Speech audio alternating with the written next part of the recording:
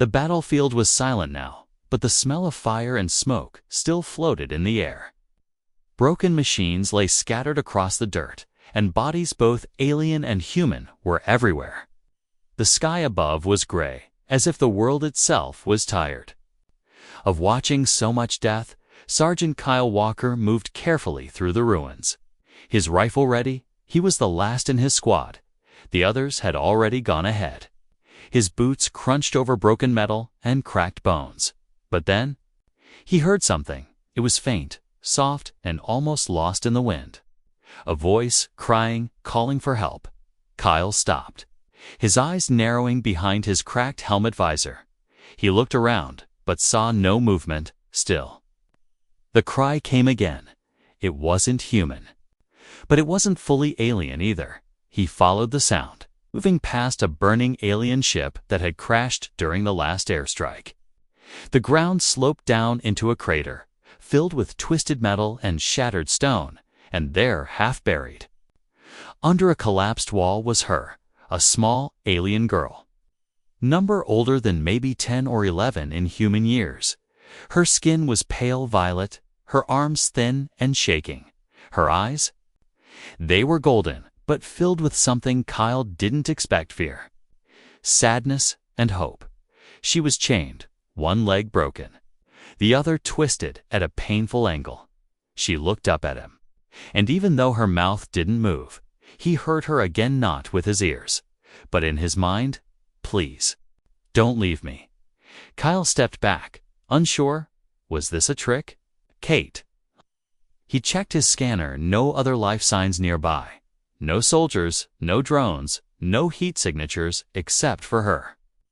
He knelt beside her carefully. She flinched, trying to crawl away with her weak arms. Kyle lowered his weapon and spoke gently. "I'm not here to hurt you," he said slowly. "I'm a human soldier. My name is Kyle." Her golden eyes stared into his, searching. Then she whispered aloud, barely a breath, "Help. Me, against all training, all orders, all logic." Kyle made his choice. He reached for the broken chains, pulling debris away. She cried out softly when he moved her leg. He picked her up gently, like lifting a broken bird. She was light. To light, as if she hadn't eaten in days. As he climbed out of the crater with her in his arms, his cum crackled. "Sergeant Walker, report. Why are you delayed?" He paused, then clicked the cum off. They wouldn't understand. The girl held onto his chest armor with her tiny hand. Her skin was ice cold. "I won't let you die here," Kyle whispered, more to himself than to her. But danger wasn't gone. Yet he saw shadows moving in the distant. Scavengers. War beasts, maybe worse. He ducked behind a broken transport truck and laid her down inside it. She winced but didn't scream. He gave her a sip of his canteen.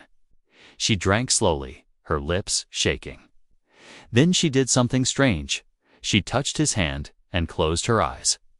Suddenly, images flashed in his mind, like a dream. Her people abandoning her, calling her a mistake, a half-blood, leaving her behind when the last dropship took off. She showed him pain, fear, and loneliness, but also trust. She was begging him with her whole being, not just her voice. "Please don't go like the others did." Kyle blinked, pulling his hand back, his heart heavy. He had to get her out of here. But where?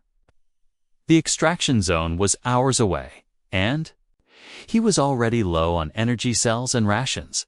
Still, he knew one thing: he wasn't leaving her. He looked at her again, this fragile being caught between two worlds, and for the first time, she asked in broken human words, "Why? Help me."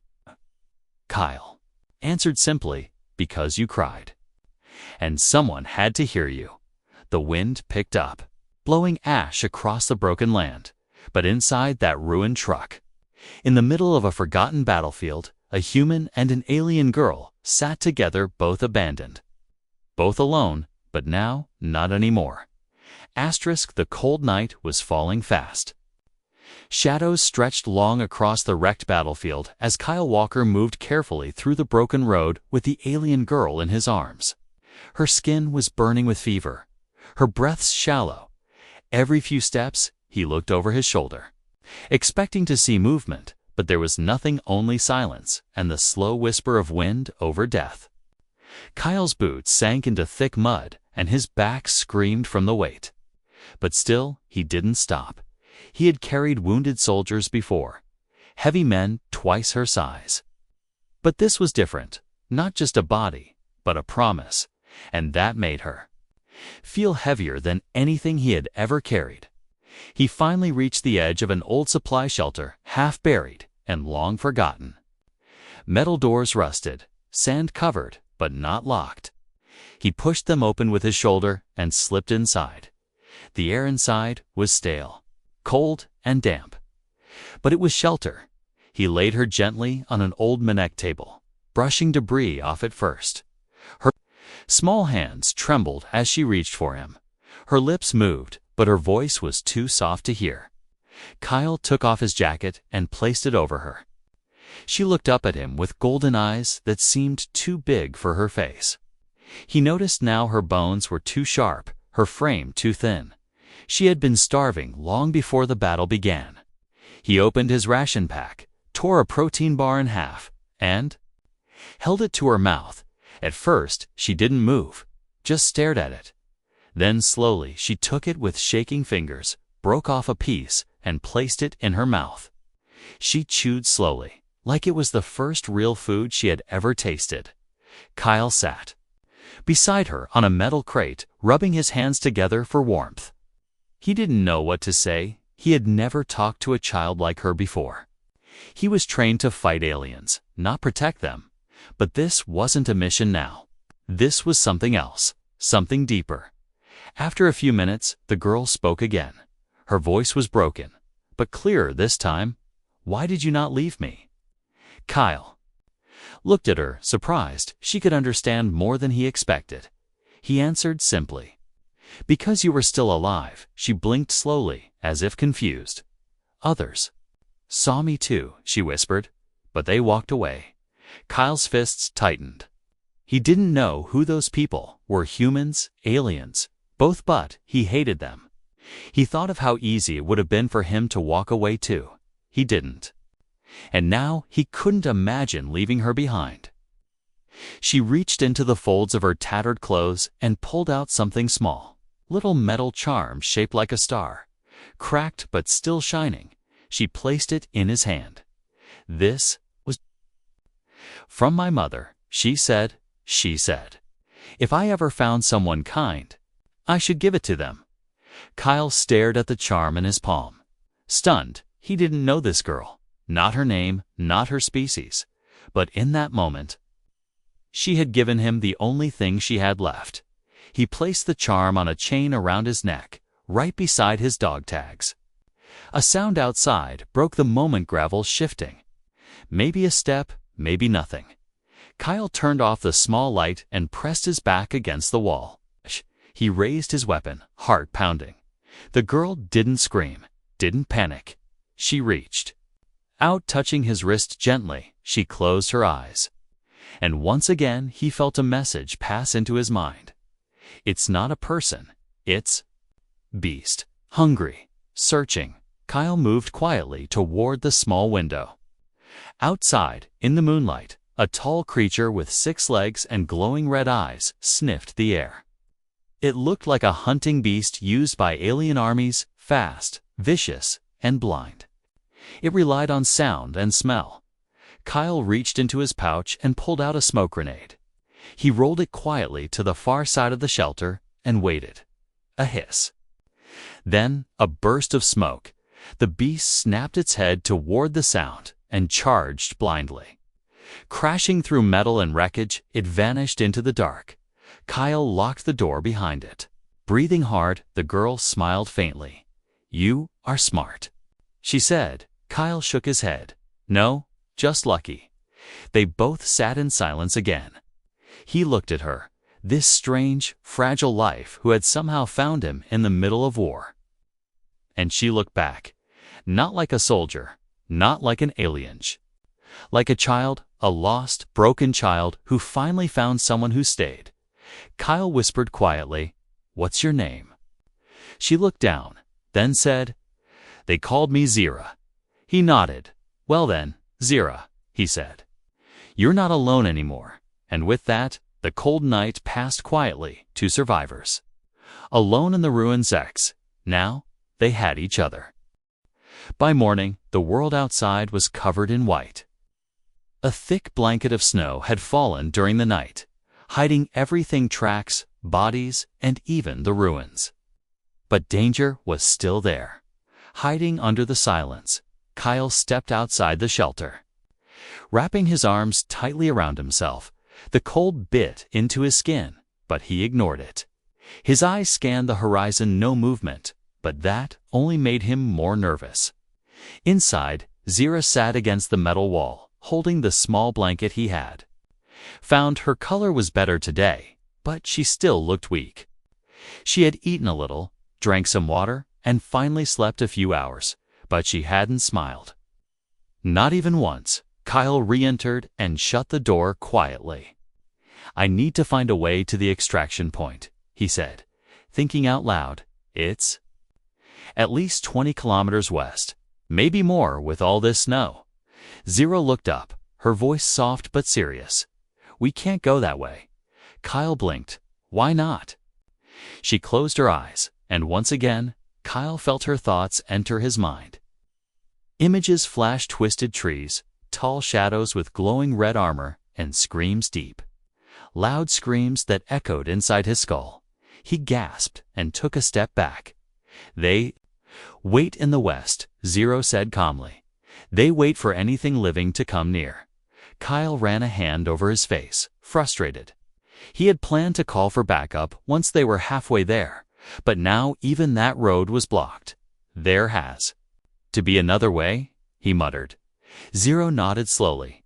"There is," she said, pointing toward the north, "but it's harder, colder, and we will be watched." Kyle sighed deeply. So either freeze or get hunted. Great choices. He knelt down beside her and tightened her boots. The best he could make from strips of old cloth and plastic. She didn't complain, not. "Once we leave in 20 minutes, he said. She nodded, and for the first time, she reached for his hand. They walked through deep snow, Kyle carrying most of the gear and supporting Zero when her legs shook. The wind howled like a living beast, throwing dust and ice into their eyes. Kyle pulled down his goggles, but Zero didn't flinch. She walked like she knew this place. Like her feet remembered paths hidden under the snow. After 2 hours, they stopped near a half-frozen stream. Kyle knelt to check his scanner. It showed strange signals up ahead, too large for animals, too quiet for drones. "Zira," he said, "what's north of here?" She didn't answer right away. Then she looked toward the tall stone pillars ahead and said, "Old ones, they don't like outsiders." Before Kyle could ask more, the snow in front of them shifted. Something large and heavy moved beneath it. A thick, armored tail rose up, then slammed down right where Kyle had been standing. He rolled to the side, pulling Zero with him. The beast rose 12 feet tall, its body covered in ice-blue scales. Glowing eyes fixed on them, Kyle aimed his rifle, fired once. Twice bullets bounced off its thick armor. The creature roared, shaking the ground. Zira covered her ears and shouted something in her language. The beast paused, tilting its head. Zira stepped forward, slowly, hands raised, her voice calm but firm. She spoke words Kyle didn't understand, but the creature listened.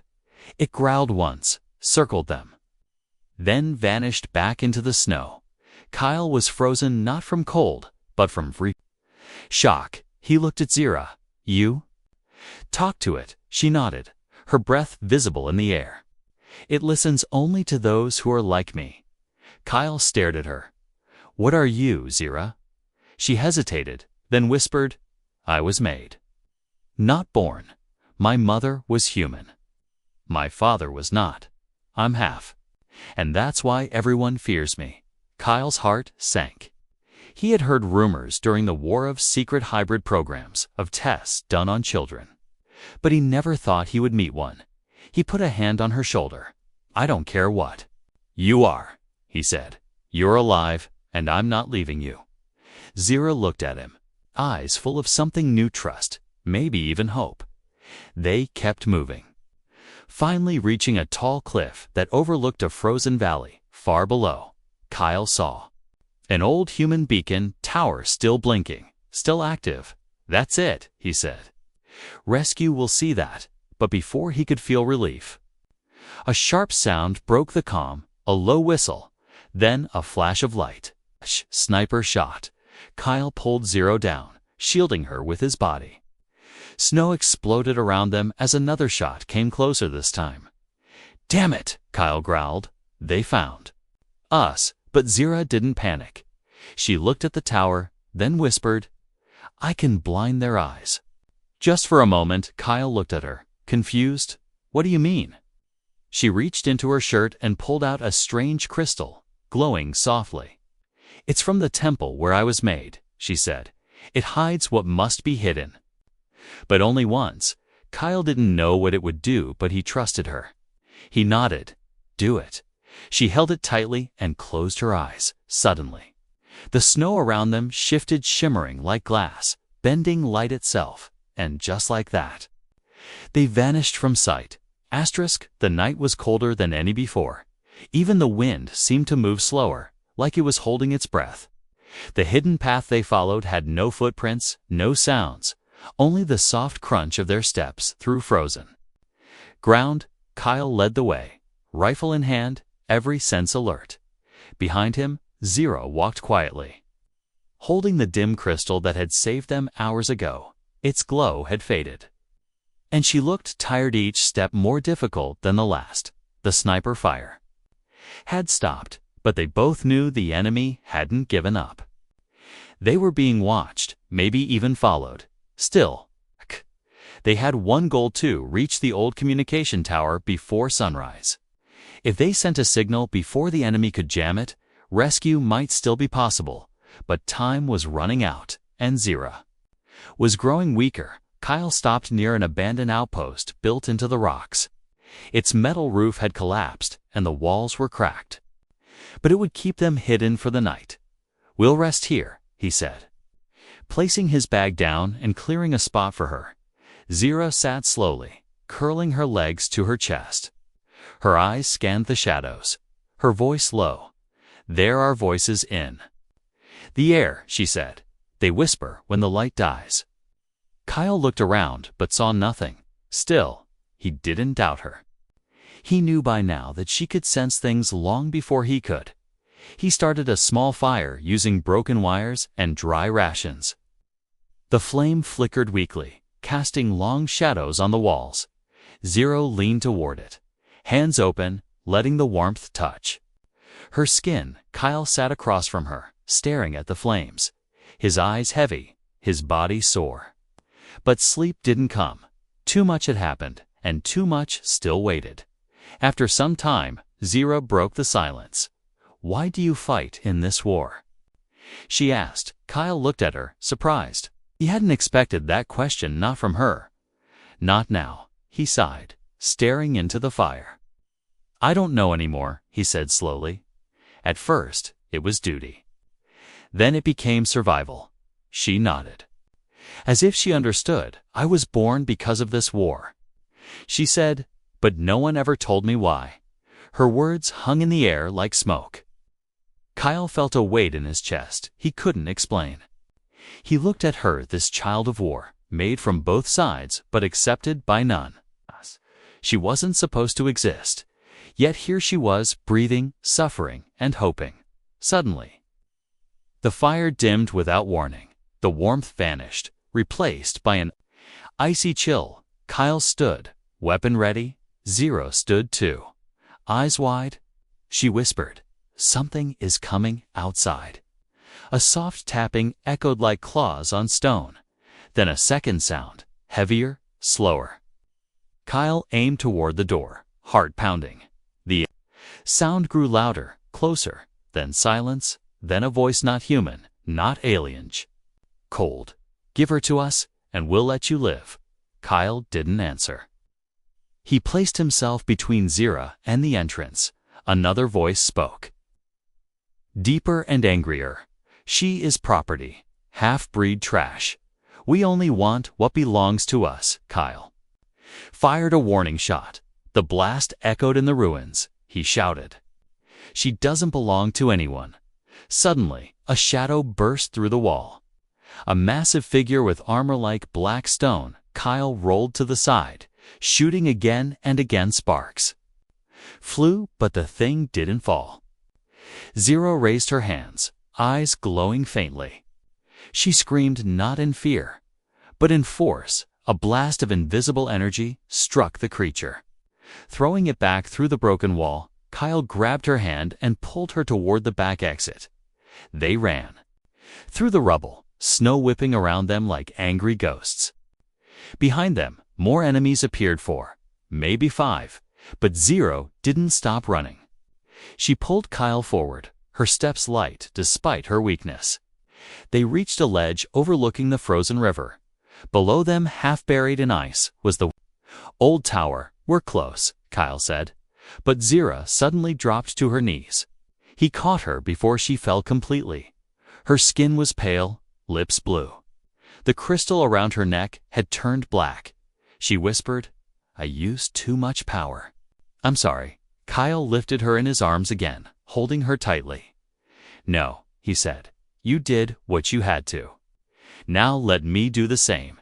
He ran down the icy slope, bullets whizzing past them.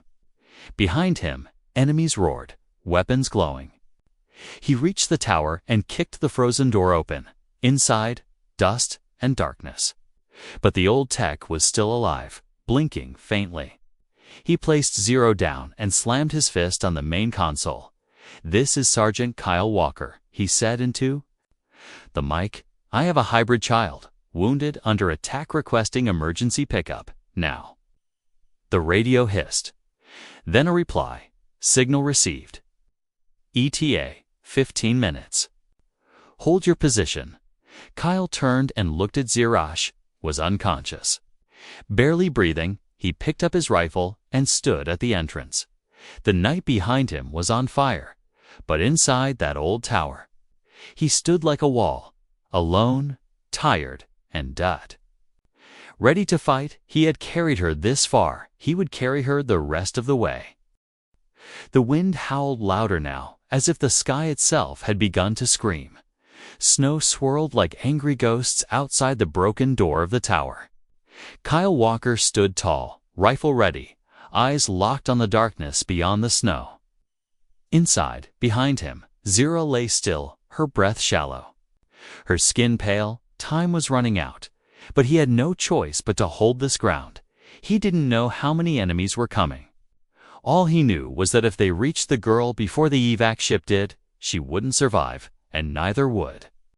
He checked his ammo to full mags, one half empty, one grenade, and a single flare. It wasn't much, but it was enough for one last fight.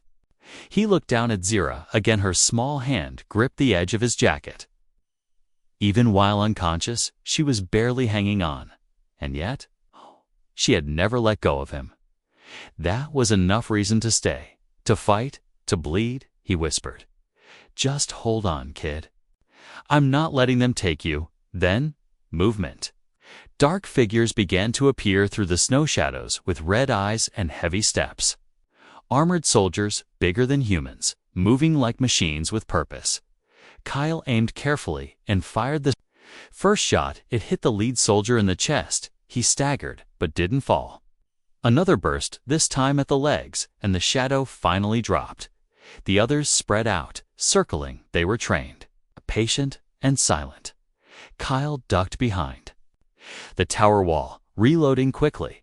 The radio crackled again. Evac team inbound. 7 minutes out.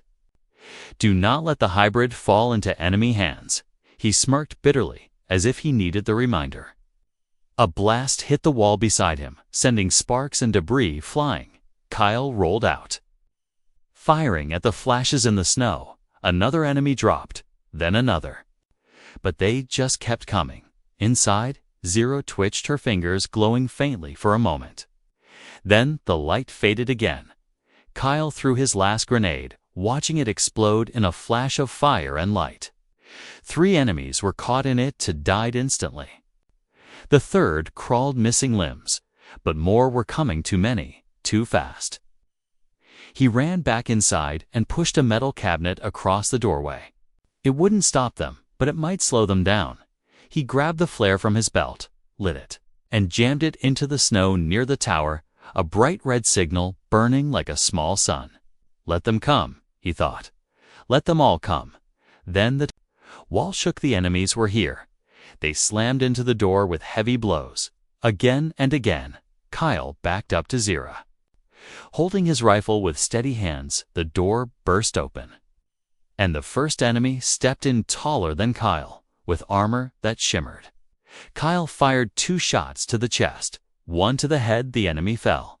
Another came, then 2 more. Kyle moved, like a storm, firing, dodging, never stepping away from the girl. His shoulder bled, his side burned, but he didn't stop.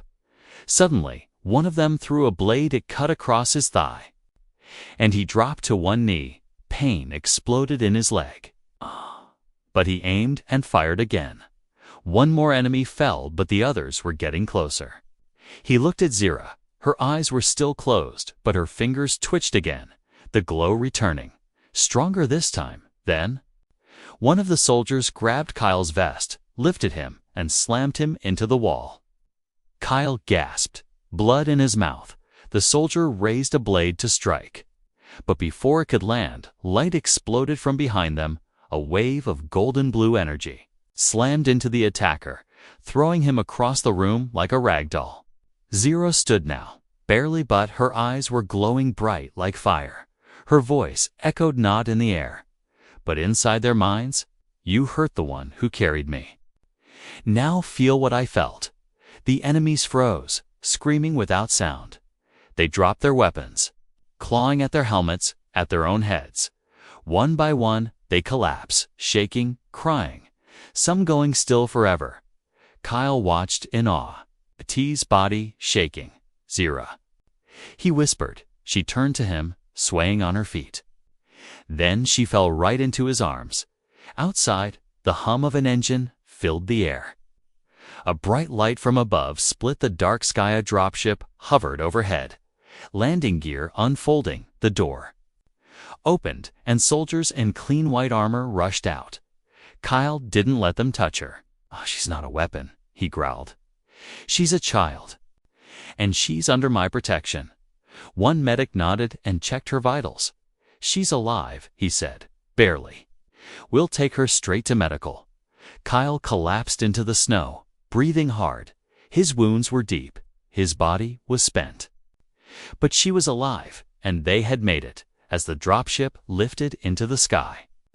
Kyle held her small hand in his, and for the first time in days, he let his eyes close. Not in defeat, but in peace. The hum of the dropship echoed inside the human base as it touched down with a heavy thud. Inside the medbay, bright white lights reflected off cold steel walls and silent machines. Kyle lay unconscious on a stretcher, face pale, uniform torn and soaked in blood. Across from him, in another room sealed by glass, Zira lay still, her body floating gently in a healing tank. Doctors and scientists moved around her, whispering and writing notes. Some watched her with curiosity, others with caution. To them, she was not a girl, she was a project, a puzzle, a possible weapon. Hours passed, then days. Kyle woke slowly, pain crawling through every muscle. He sat up, groaning. His first words were not about himself, not about the battle. Where's the girl? He asked, voice hoarse. A nurse tried to calm him. She's safe. Under observation, she said, but Kyle saw the hesitation in her eyes. He pulled off the 4, grabbed a crutch, and limped out of the room, down the sterile halls, past soldiers, who saluted him without knowing why. He stopped in front of the observation window. There she was, Sira, alone, unconscious, wires attached to her arms and head. Machines beeped softly, measuring her every breath, every heartbeat, every brainwave. Kyle's jaw clenched. She looked smaller than ever behind the glass, not dangerous, not alien, just a child who had fought harder than most grown men ever could. A voice behind him spoke. "She's something, isn't she?" Kyle turned slowly to see a tall man in a sharp uniform, cold eyes hidden behind dark lenses. "Director Miles," the man said. Offering a hand Kyle didn't take. "I've been assigned to her case." Kyle didn't like that word, case. "She's not a case," Kyle said quietly. "She's a child. She saved my life." Miles gave a tight smile. "She's also an unknown hybrid with telepathic and energy-based abilities. Her kind doesn't exist in our records, which means we need to understand what she is capable of." Kyle's fists tightened. "You don't get it," he said. "She's not a weapon. She's scared. She just wants to belong." The director nodded slowly. "That may be true. But fear can be controlled," he said. Turning to leave, "We'll be testing her as soon as she wakes." Kyle stood frozen, heart pounding, his wounds burned, but not as much as the anger rising in his chest. That night, Kyle waited until the halls grew quiet. He put on a stolen lab coat and used the ID badge he'd grabbed from an unsuspecting tech earlier. He reached the secure chamber and walked in like he belonged there. Zero was awake, now her golden eyes opened slowly as he approached. Her voice was weak but clear. "You came back?" Kyle smiled gently. "Of course I did," he whispered. "I said I wouldn't leave you." She blinked, then looked at the wires attached to her. "They said I'm dangerous," she said. "They think I'm not real." Kyle sat beside the tank and placed his hand on the glass. "You're real to me," he said. "You're brave and kind and stronger than anyone I've ever known." A tear slipped down her cheek. "They want to use me," she said. "Like the others did." Kyle looked at her. "The others?" She nodded slowly. "I wasn't the first. There were other children like me, but they didn't survive." Kyle's heart broke. She wasn't just a survivor, she was the last of something that should never have been. He knew then that no base, no command, no director could be trusted with her life. He leaned closer, whispering, "I'm getting you out of here." Zero looked at him in surprise. "How?" Kyle smirked. "I'm still a soldier," he said. "And I still have a few friends who owe me favors." Within the next hour, alarms rang through the base. Systems glitched, lights blinked, doors opened and closed on their own. A false fire alert cleared several levels, including the medical wing. In the chaos, Kyle rolled in a medical transport unit. Inside it, Zero hid beneath blankets, her skin hidden under a biocover. No one questioned him, he moved with purpose. His badge visible, his face unreadable. They reached the shuttle bay, and just as guards started to question him, a burst of smoke exploded from a nearby corridor. Kyle's old friend, Private Dune, giving the distraction he promised. Kyle and Zero slipped aboard a small recon shuttle and launched into the sky. The stars greeted them like old friends. Below, the base shrank smaller and smaller. Zero looked up at him, tired but finally smiling. "Where will we go?" Kyle thought for a moment, then answered, "Somewhere quiet. Somewhere safe. Somewhere you can be a kid again." She reached out and held his hand. "Can I call you something?" she asked shyly. "Something more than just human." Kyle chuckled softly. "Sure," he said. "What do you want to call me?" She leaned against his arm, her voice barely a whisper. "Dad." Kyle's heart stopped for a moment, then started again, stronger than before. He wrapped his arm around her, holding her close. "Yeah, kid," he said. smiling through the tears. "You can call me Dad." The stars stretched across the sky like rivers of light as the small recon shuttle drifted through space. Inside, silence filled the cockpit. But it wasn't heavy anymore. Was peaceful. Kyle sat in the pilot's seat, one hand on the controls, the other gently holding Zara's small fingers. She had fallen asleep beside him, her head resting against his shoulder. Her breaths soft and calm for the first time in weeks. Kyle wasn't running from something. He wasn't fighting, bleeding, or waiting for the next order to come through his comm. He was just there, in the moment, watching over a girl who had. No one until she met him, her calling him Dad hadn't left his mind since she whispered it. He never imagined anyone saying that to him, especially not an alien child who had been tossed away like trash. But when she said it, something inside him changed. He wasn't just a soldier anymore. He was something more, something bigger. He was hers. The shuttle beeped softly, pulling him from his thoughts. They were approaching a small moon, hidden behind a gas giant. Green skies, wide open fields, no military bases, no scanning towers, just silence, forests, and a simple human outpost with a medical unit and a few old engineers who owed Kyle more than one favor. He sent the docking request. And minutes later, the shuttle touched down gently on a flat landing pad. Kyle carefully picked up Zara, who blinked awake and looked around. "Where are we?" she asked, her voice still weak, but no longer broken. He smiled. "Somewhere they won't find us," he said. "Somewhere you can heal and grow." An old man in a dusty coat came out of the outpost, smiling wide. "Well, I'll be damned," he said. "Kyle Walker in one piece." Kyle laughed softly, more or less. He replied. The man looked at Zara and raised an eyebrow. "She the reason you called in that favor?" Kyle nodded. "She's the only reason." The man didn't ask questions. He simply stepped aside and opened the doors. Days passed quietly on the moon. The air was clean, the food was warm, and the people few as they wouldn't stare or whisper. They accepted Zara as someone precious to Kyle, and that was enough. She started to walk without help again. Her color returned. Her voice grew stronger. She even laughed. Once a real laugh that made Kyle turn sharply in surprise. It was the first time he had heard it, and it was the most beautiful sound he'd ever known. She liked helping around the outpost, fixing things, learning how human tools worked. She asked many questions about stars, planets, animals, and even music. Kyle answered every one with patience, sometimes with a joke, sometimes with a memory from Earth. And every night she would sit beside him, wrapped in a blanket, and whisper, "Tell me about the place you called home."